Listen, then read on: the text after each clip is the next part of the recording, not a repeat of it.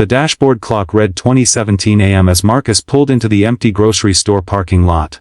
His truck's headlights swept across the asphalt, illuminating a lone luxury sedan parked far from the entrance. Something about it seemed off, windows slightly fogged despite the cool night air. He'd only stopped to grab some children's Tylenol. His daughter's fever had spiked again, and sleep wasn't coming for either of them tonight. As he passed the car, he noticed a figure reclined in the driver's seat. A woman. Her blazer folded into a makeshift pillow, her face peaceful yet somehow troubled even in sleep. The interior light caught the edge of her designer watch. The leather briefcase tucked neatly in the passenger footwell. You know that feeling when something doesn't add up? When the pieces don't fit the picture. We've all walked past someone 1,000 times, nodding hello, never seeing the weight they're carrying. The heaviest burdens often rest on shoulders that appear the strongest. Marcus hesitated, his hand hovering over his truck door. The woman stirred, startled by his headlights. Their eyes met through 2 panes of glass, his concerned, hers momentarily vulnerable before hardening into something defensive. He recognized that look. It was the same one he'd worn for months after Sarah left, when neighbors asked how he was holding up. He could see it now, the perfectly applied makeup that couldn't quite hide the exhaustion, the expensive clothes that couldn't warm the loneliness. This woman wasn't homeless. Her car probably cost more than his annual salary. Yet here she was, sleeping in a parking lot at 2 a.m., as out of place as a diamond in a coal mine. Something in him couldn't just drive away. Not when he recognized that particular brand of desperation, the kind that wears designer labels and carries business cards, but still leaves you alone in the dark. Marcus approached her window with palms visible, a universal sign of peace. The woman rolled down her window just enough to speak, the scent of expensive perfume mingling with the staleness of recirculated air. "I'm fine," she said, her voice steady but thin. "Just resting before driving home." The lie hung between them, as obvious as the pillow marks on her cheek and the overnight bag tucked behind her seat. How many times have we all said, "I'm fine," when we're anything but? That phrase. It's the thinnest armor we wear, isn't it? 2 words that cost nothing to say but everything to maintain. "I'm Marcus," he offered, not pushing, not retreating. "My daughter's sick. Just grabbing some medicine." He paused. "Can I get you anything? Coffee maybe?" Something in his ordinary kindness, the absence of judgment, made her shoulders drop an inch. "Catherine," she replied after a moment. "And no, thank you." But 20 minutes later, they sat on the tailgate of his truck, steam rising from gas station coffees. Catherine's fingers, adorned with a tan line where a wedding ring once sat, wrapped tightly around the cup as if drawing warmth from more than just the liquid. 3 months ago, I had a corner office. A 5-bedroom house and a husband, she said, her voice catching. Now I have the office, a restraining order, and nowhere to go. Pride is a funny thing, isn't it? We'll sleep in our cars before we'll sleep in someone's guest room. We'll suffer in silence before we'll suffer the weight of others knowing we're suffering at all. The higher we climb, the harder it becomes to admit when we're falling. She explained how her ex had violated the restraining order at her apartment building. How the hotel rooms felt unsafe. How sleeping in her car in different locations each night felt like the only option while her lawyer worked on solutions. "I run a company with 300 employees," she whispered. "And I can't tell a single one of them that I'm homeless. Wes a fres be just where else." Marcus handed Catherine the children's Tylenol he'd purchased, watching as she turned the bottle over in her hands. "My daughter Emma," he explained. 7 years old and fighting a fever tonight. My mom's with her." Catherine nodded, her fingers tracing the label. "I have a son. He's with his father this week." The words carried weight beyond their simplicity. Isn't it strange how parenthood creates an instant language between strangers? That shared experience of loving someone more than yourself. It cuts through differences like nothing else can. In that moment you're not your job title or bank balance.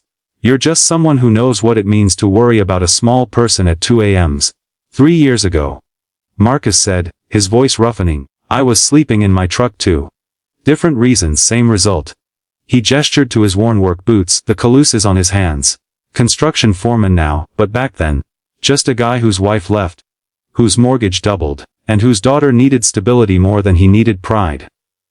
Catherine's professional mask slipped further. In the harsh fluorescent light of the parking lot, Class distinctions blurred her manicured nails, his dirt-lined ones, both wrapped around identical paper cups. "How did you?" she began. "Get through it," Marcus finished. "Not alone."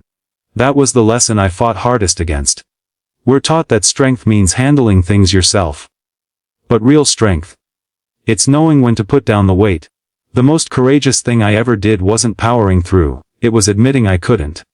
And maybe that's true for all of us. Catherine's phone lit up with notifications, emails from across time zones, people who needed decisions, guidance, leadership. Marcus's phone showed a text from his mother about Emma's temperature dropping. Two different worlds, connected by the universal experience of having your life split open and stitched back together differently. "Tell me about your daughter," Catherine said softly. And something in the space between them shifted from strangers to something else entirely. The night had deepened around them, the parking lot emptier than before. Catherine's coffee had gone cold, untouched for the past 20 minutes as she spoke about her son, her company, the fragments of her former life. "What I don't understand," Marcus said gently, "is why someone with your resources is sleeping in a car. There must be friends, family, even high-end security buildings." Catherine's face changed, a subtle tightening around her eyes. Her fingers found the gold pendant at her neck, worrying it back and forth on its chain. There's always that moment in a conversation, when you realize you've touched the real wound, not the one they're showing you, but the one they're protecting. You can feel it in the air between you, like the pressure drop before a storm. "My ex-husband is very well connected," she said, her voice dropping to nearly a whisper. "Banking, real estate, politics. When I left him, I didn't just leave a man. I left a network." She described how her former friends had chosen sides, how her family lived across the country, how her executive assistant had been approached by her ex for information about her whereabouts. "The night before I started sleeping in my car, someone got into my hotel room while I was at dinner." Her voice remained steady, but her knuckles whitened around her pendant. "Nothing was taken. But my clothes were rearranged. My toiletries moved. Just enough to let me know he could find me." Fear doesn't always look like panic. Sometimes it looks like calm. Sometimes it looks like a CEO sleeping in her Mercedes rather than reaching out for help. Because trauma teaches us lessons that logic can't untangle, that safety isn't found in the places others might expect. The car moves. The car locks. The car has no connection to anyone but me. Each sentence delivered with the precision of someone who had calculated every variable. "I'd rather sleep sitting up for a month than wake up to find him standing over me again." Marcus didn't speak right away. Some revelations demand silence as respect. In the quiet between them, the true weight of her situation settled, not just homelessness, but invisibility by necessity, a disappearing act performed in plain sight. NWBNGS. The first hint of dawn touched the eastern sky, painting the parking lot in shades of blue and gray. They'd talked through the night, two strangers becoming something else entirely, witnesses to each other's stories. Marcus checked his phone. "Emma's fever broke," he said, relief softening his features. Then, after a pause, "My sister runs a security company, mostly commercial stuff, but she has a safe house. Off the books, for employees who need to disappear for a while." Catherine's expression shifted, wariness, hope, and hesitation all crossing her face in rapid succession. There's this moment when help is offered that's almost harder than asking for it. That split second where you have to decide if you're brave enough to accept connection. To let someone else into the fortress of your problems. It's terrifying. And it's everything. "I can't impose," she said automatically, the words sounding hollow even to her own ears. Marcus smiled. 3 years ago, a guy at my construction site offered me his hunting cabin when I was sleeping in my truck. I said the same thing. He told me something I never forgot: accepting help isn't weakness.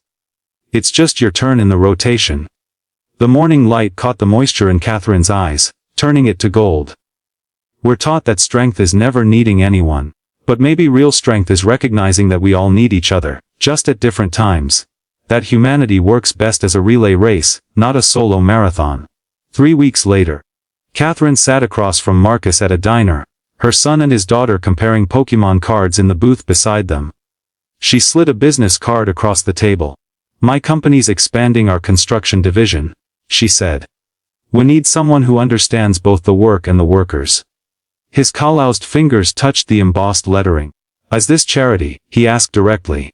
This is rotation, she answered, the ghost of a smile touching her lips. Sometimes the universe puts exactly the right person in your path at exactly the right moment.